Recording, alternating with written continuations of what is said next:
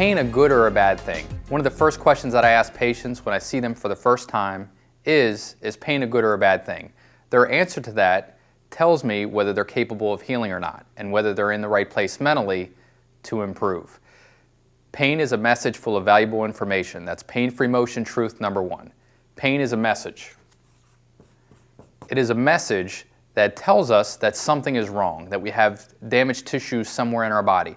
If you're experiencing, let's say, lower back pain, if you have lower back pain, there's a message being sent from your lower back to your mind that something is wrong. There are a few different things that you can do about it, which we'll talk about later, but just realize you're receiving a message. There's a message screaming out that something is wrong.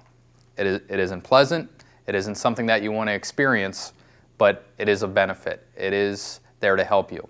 There's a condition for people who can't feel pain. Do you know what that's called? The condition's called leprosy, also very similar to neuropathy.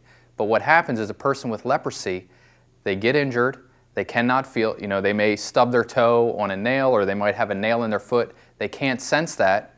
They continue to walk, they continue to have damaged tissue, and they end up being injured and getting an infection. Then they have to have an amputation. Leprosy doesn't cause the amputation, it blocks the signal. So the person doesn't feel the message, they don't know that they're hurt, and therefore they can't heal. So be glad that you can feel pain.